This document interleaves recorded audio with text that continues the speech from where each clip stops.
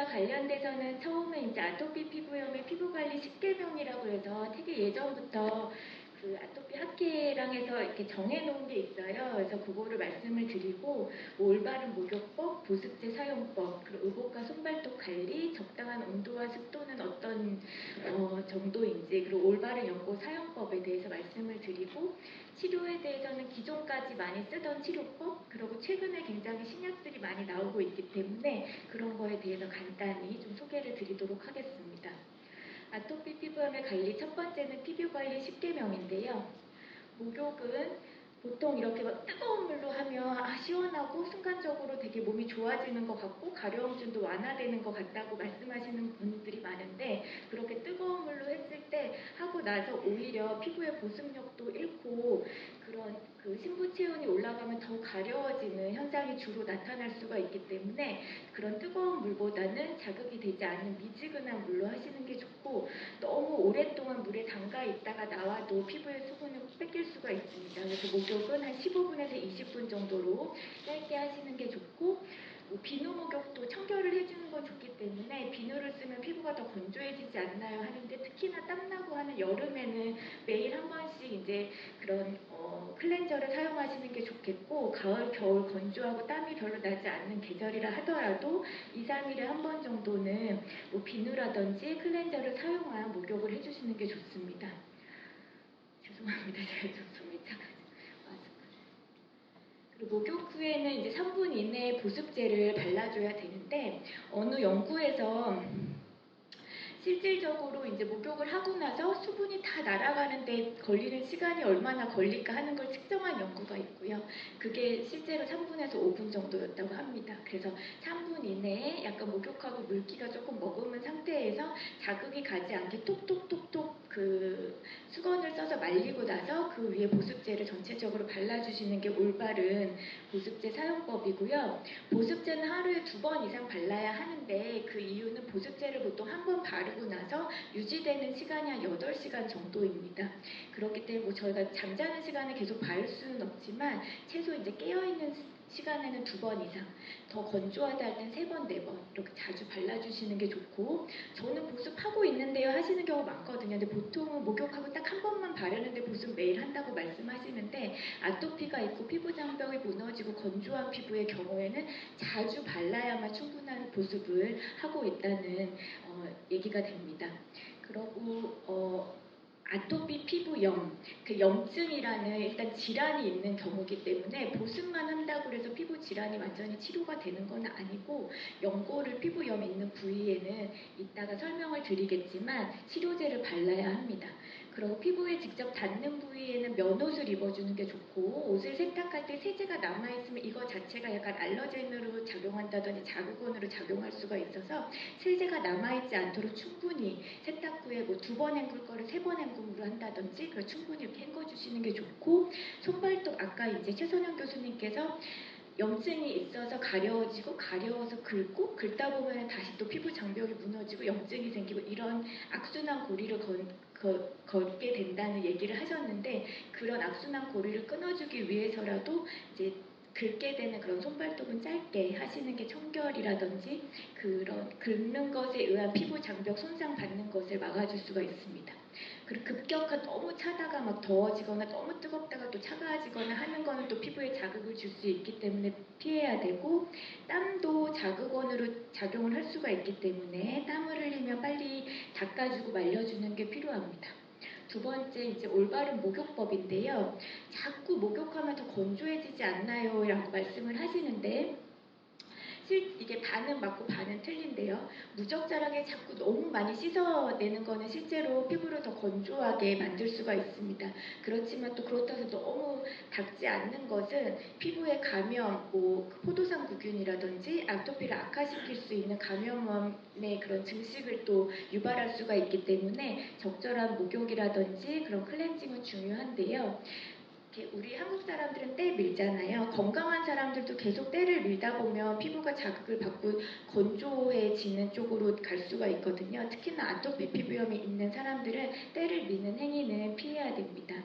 그 목욕과 비누 사용을 너무 지나치게 하는 거는 좋지 않지만 아까 말씀드린 대로 적절하게는 사용을 해야 합니다. 올바른 목욕법은 앞에서도 말씀드린 것과 같이 15분에서 20분 미지근한 물로 특히나 어린아이는 좀 입욕을 시켜주시는 게 좋고요. 하고 나서 3분 이내에 전신에 보습제를 발라줘야 합니다. 그 아토피 피부염에 이제 적절한 그런 클렌저라고 하면 예전에는 도구 비누 같은 거 신데트 바라 그래가지고 그게 기존에 이제 비누보다 좀 피부에 자극을 덜 주고 마일드하다 해서 요즘에도 그런 거를 쓰는 경우가 있는데 실제로 바 형태로 만들다 보면 아무리 마일드한 이제 비누를 만들다 하더라도 그 정상의 4.5에서 5.5의 적절한 약간 낮은 그런 산도를 유지하기가 어려운 면이 있습니다. 바 형태의 비누는 되게 중성 아니면 알칼리성이거든요. 그렇기 때문에 약간 그런 아토피 피부염과 같이 피부 장벽이 깨지고 그런 피부의 산도가 올라가 있는 피부의 경우에는 정상의 피부 산도를 좀 낮춰주기 위한 그런 약산성의 그런 클렌저를 쓰시는 게 좋고 그런 약산성의 바 형태의 비누를 만드는 건 좀 어려운 부분이 있기 때문에 그런 클렌징 폼, 클렌징 오일 이런 형태를 선택해서 쓰시는 게 좋습니다. 그래서 앞서 말씀드린 것과 같이 전통적인 고형 비누는 좀 이런 우려가 좀 있다는 거고요. 그래서 리퀴드 클렌저, 액상의 클렌저를 선택하시는 게 좀 안전할 수가 있겠습니다. 그리고 피부염이 막 심해가지고 진물이나 고름이 나오는 경우에 너무 심한 경우에 이제 진료를 보시면 이게 감염인지 감염이 아닌 것인지를 좀 구별해서 감염인 경우는 적절한 이제 항균제, 항생제, 뭐 항진균제, 항바이러스제를 쓰게 되는데요. 감염이 아니고 그냥 진물이 나는 경우에 집에서 좀 할 수 있는 방법으로는 그 소독된 면 꺼즈를 사셔가지고 그걸 또 소독된 이제 셀라인을 약국에서 팔거든요. 그런 거를 이렇게 꺼즈에다 충분히 적셔서 진물이 나는 병변부에 한 10분에서 15분 정도 올려놓으면 스포 치료라고 해서 좀 진물을 말려주고 병변부에 이제 통증이라든지 가려움증을 좀 완화시켜주는 작용이 있습니다. 그래서 그거를 하루에 한 2 내지 뭐 많이 할 수 있으면 3회 정도까지 그렇게 시행해 주시면 병변부의 청결을 유지하고 2차 감염이 되는 것을 좀 방지해 주는 효과가 있습니다. 이제 세 번째는 보습제 사용법입니다. 보습제는 이따가 이제 그 피부 치료, 아토피 피부염 치료 이제 가이드라인에서도 나오겠지만 가장 상단에 기본적으로 늘 해야 되는 게 보습입니다. 그래서 보습제는 필수적이라는 거고 건조증을 예방하고 피부 염증도 감소시키고 피부 장벽도 회복시켜주는 역할을 해줍니다. 그래서 이런 정상보다 아토피에서는 수분 손실이 올라가고 피부 이렇게 각질층을 이루고 있는 세포 사이사이에 그런 지질층이 다 이렇게 무너져 있고 좀 지질의 구성 요소가 감소돼 있거든요. 그런 것들을 보습제를 충분히 사용을 함으로써 좀 회복시켜 줄 수가 있습니다. 그래서 보습제 도포는 아까 말씀드린 8시간 정도밖에 지속이 되지 않기 때문에 적어도 하루에 2~3번 이상은 도포를 해야 되고 여름에 막 땀을 많이 흘려가지고 자꾸 샤워를 한다 하면 그때마다 보습제를 도포를 해주셔야 돼요. 네. 그리고 이제 외국의 경우에는 4, 5회 더 많이 도포하는 것을 권장한다는 얘기가 있습니다. 그래서 샤워 직후에는 수건으로 수건으로 막 빡빡 밀어서 말려도 그게 자극이 될 수가 있기 때문에 톡톡 두드리듯이 말리고 보습제를 발라주시는 게 좋고 바르는 양은 생각보다 굉장히 많아요. 저희가 로션이나 크림 같은 경우에 이제 한 200ml, 뭐 많아도 한 300에서 350ml 용량이거든요. 근데 성인 환자는 한 주에 600g을 써야 되고 소아 환자는 250g을 쓰니까 소아도 일주일에 하나씩은 써야 적절한 용량을 쓴다고 볼 수가 있겠습니다. 정상적으로 보이는 피부도 거칠거칠하지 않아도 체크를 해보면 정상인과 다르게 피부의 보습력이 떨어져 있고 표피를 통한 수분 증발이 더 늘어나 있는 것을 이미 연구가 다 된 바가 있기 때문에 정상으로 보이는 피부까지도 충분히 보습을 해주셔야 됩니다. 그래서 이제 씻지 않고 보습제를 도포해도 무방한가요? 되어 있는데 실제로 막 너무 먼지가 많이 묻고 뭐 땀을 많이 흘리고 그러지 않은 한은 그냥 계속 덧발라주는 게 괜찮고요. 하지만 너무 오염이 된 상태다 할 때는 가볍게 씻어내고 말리고 발라주시는 게 좋겠습니다. 그리고 이것도 계절마다 좀 차이를 두실 필요가 있는데 특히나 아기들 막 보습 많이 해야 된다 해서 막 많이 발라주는데 특히 뭐 기저귀 차고 있는 부위 같은 경우 밀폐가 되잖아요. 그러면 그 부위가 오히려 과보습이 되고 짓무를 수가 있어요. 그래서 그런 뭐 여름이라든지 땀을 많이 흘린다든지 아니면 기저귀를 차는 것과 같이 좀 약간 밀폐가 되는 그런 피부 부위다 하는 경우에는 적절하게 뭐 크림을 바를 걸 좀 가벼운 로션 제형으로 바른다든지 조금 도포 횟수를 줄인다든지 그렇게 좀 조절을 해주실 필요가 있겠습니다. 다음은 의복과 손발톱 관리인데요. 대부분의 이제 아까 손발톱에 대해서도 말씀을 드렸는데 손톱이 긴 경우에 거기에 뭐 때가 낄 수도 있고 뭐 세균이 있을 수도 있고 그거를 긁다 보면 또 감염이 되는 게 될 수 있기 때문에 짧게 청결하게 잘 깎아주시는 것이 좋겠습니다. 그리고 아토피에 가장 안전한 이렇게 우리가 그냥 생각해도 약간 거칠거칠한 옷은 좀 자극이 되겠죠. 그렇다면 아주 굉장히 부드러운 실크 같은 경우는 좋지 않을까. 근데 실크는 약간 땀 배출이 되지 않아서 이것 때문에 또 조금 악화될 수 있는 부분이 있어서 가장 무난하게는 면 제품을 입으시는 게 가장 좋습니다. 그래서 의복 자체가 이제 물리적 접촉에 의해서 자극을 줄 수가 있고 뭐 스키니진이라든지 뭐 꽉 끼는 레깅스 같은 거 입는 것도 그 성분 자체에 또 알러지가 생기거나 뭐 그럴 수도 있고 또 꽉 끼는 것 자체가 좀 순환을 방해하고 피부에 대해서 자극을 주고 뭐 그럴 수가 있기 때문에 좀 헐렁하게 좀 환기가 잘 될 수 있는 옷을 입어주시는 게 좋습니다. 그래서 또 새로 산 뭐 청바지를 입고 나서 아토피 피부염이 악화됐는데 왜 그럴까요? 뭐 그게 꽉 껴서 뭐 그럴 수도 있겠지만 그 옷 자체에 뭐 포름알데하이드라든지 뭐 그런 알러지를 유발할 수 있는 성분이 좀 남아있을 수가 있고요. 새 옷은. 그래서 새 옷 같은 경우에 한번 빨아서 입는다든지 충분히 뭐 한 2주 정도 바깥에다 다 걸어가지고 그런 좀 유기화학 물질은 좀 발산이 되고 있는다든지 이런 거를 좀 아토피 피부염이 있는 피부가 좀 약한 분들은 좀 조심을 할 필요가 있겠습니다. 그리고 아토피 피부염이 있는 경우에 아까 최선영 교수님께서 저촉 피부염이 생기는 경우도 더 많다. 접촉 알러젠에 대한 그런 것도 더 많다고 알려져 있다는 얘기를 해주셨는데 이렇게 니켈 알러지 같은 것도 뭐 일반인도 많이 있을 수 있겠지만 아토피 피부염이 있는 사람들도 많이 있을 수가 있고 그래서 청바지 단추가 닿는 부위에 그게 이제 니켈이 함유돼 있어서 그런 거에 대해서 피부염이 악화되는 경우도 있습니다. 그리고 아까 처음에도 말씀드린 적이 있는데 잔존 세제가 남아있어도 그게 악화가 되니까 옷을 더 많이 요즘에 세탁기에 보면은 이렇게 헹굼 횟수를 정할 수가 있잖아요. 그래서 3번, 4번 헹굼 좀 많이 해주시는 게 좋고 가루 세제는 아무래도 좀 남아있을 가능성이 더 많기 때문에 액상 세제를 선택해서 빨아주시는 게 좋습니다. 그리고 세제에 남아있는 이렇게 합성 그런 물질들이 좀 아토피 피부염을 악화시키는 요인이 되기 때문에 더욱 이렇게 헹굼을 좀 많이 또 세탁을 근데 안 해 입을 수는 없으니까요 하는 게 좋습니다.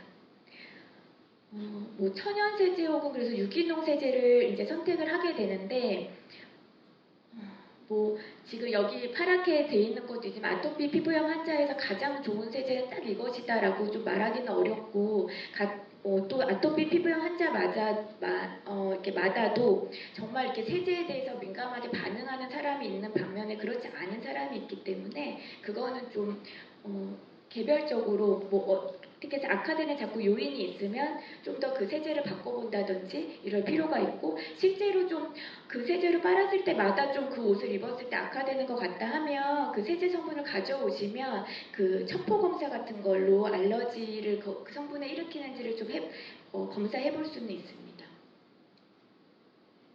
다음은 적당한 온습도 관리인데요. 적절한 실내 온도는 한 20에서 24도, 그리고 습도의 경우는 45에서 55%로 알려져 있고 여름 장마철 같은 경우에는 근데 워낙에 습도가 높기 때문에 한 80%, 뭐 10월은 뭐 70% 내외 이 정도까지 허용이 될 수가 있습니다.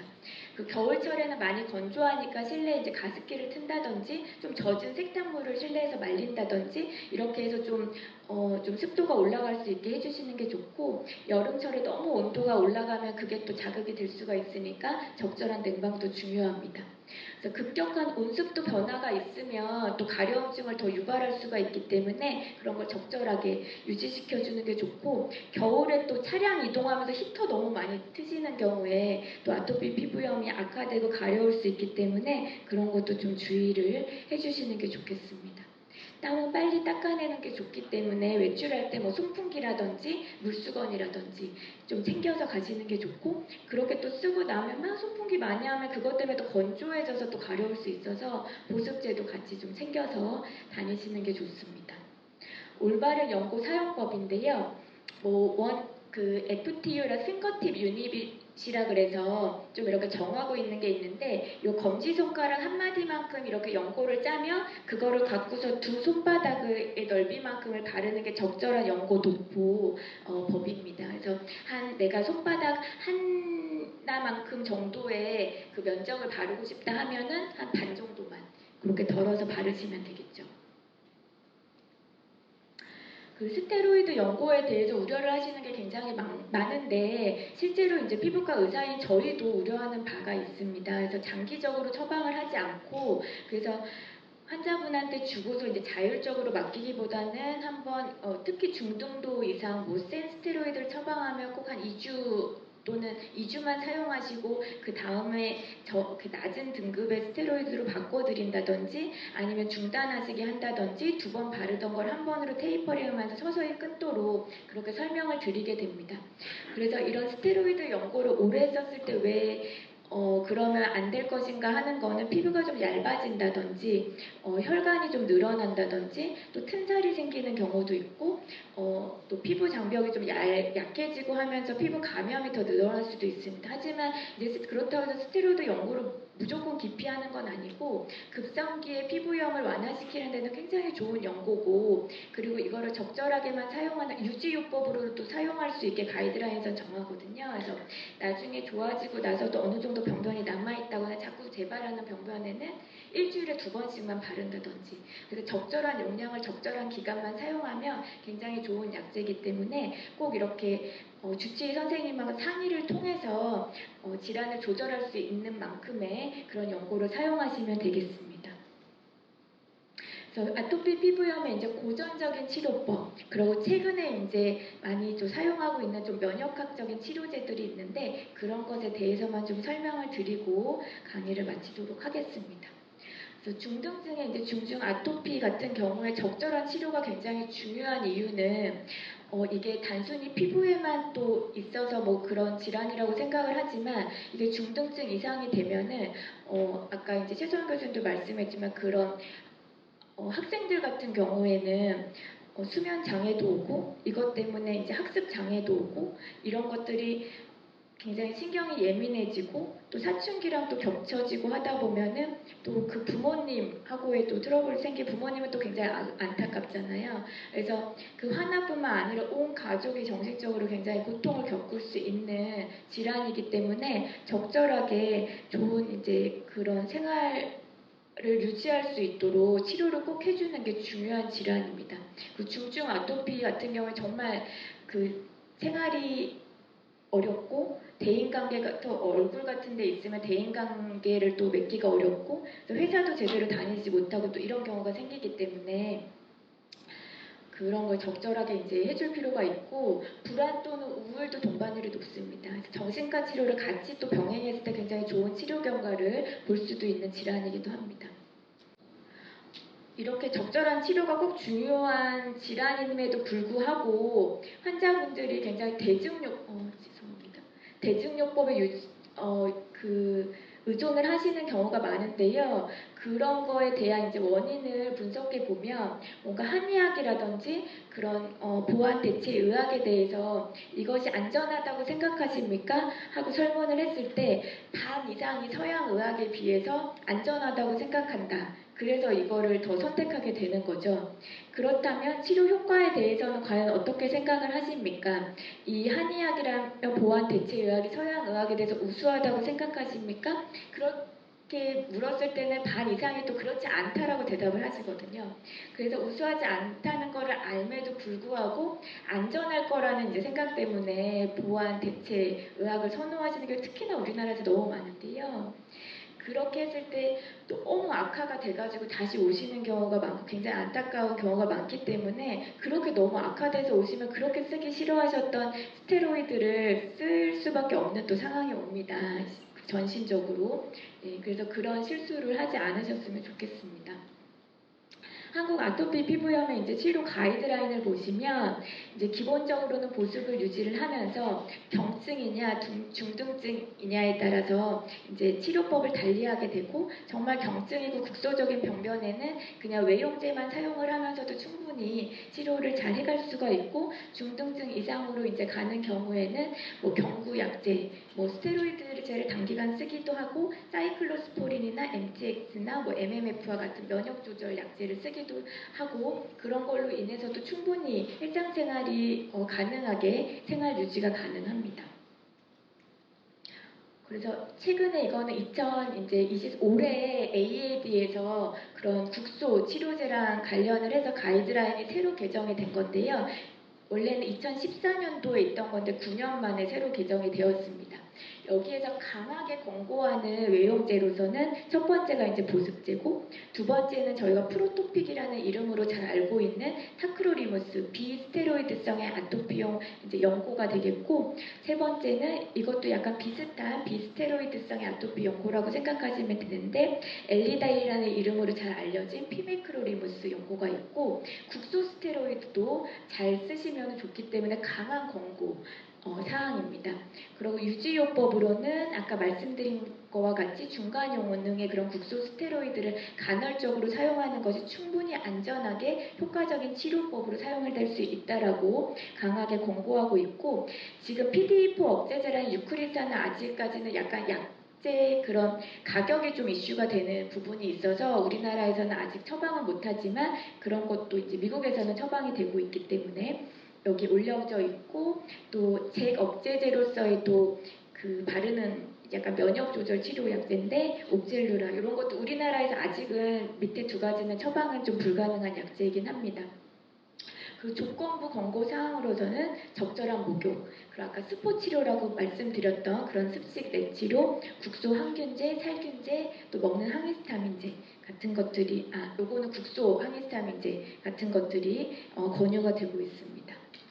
기존 아토피 피부염 치료법을 여기서 보시면 국소 치료로서는 계속 말씀드리는 보습제 그리고 비스테로이드성의 연고들이 있고 또 스테로이드성의 연고들이 있고 뭔가 2차 감염이 있을 때는 항균제, 항생제 이런 것들도 적절하게 사용할 수가 있고 아토피가 있는 경우에 또 그런 헤르페스 감염 같은 것도 생길 수가 있고 이런 경우에 항바이러스제도 같이 사용하게 됩니다.